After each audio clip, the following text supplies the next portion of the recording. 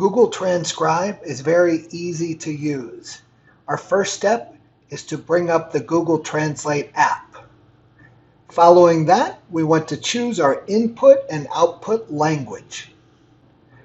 Finally, in step 3, we just want to hit the transcribe button.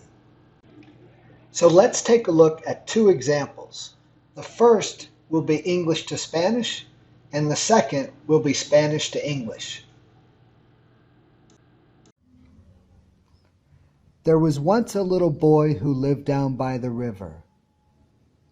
He came from a poor family, and his goal in life was to become wealthy so that he could buy his mother.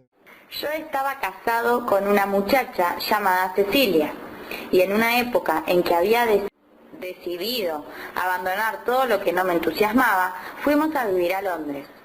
Vivíamos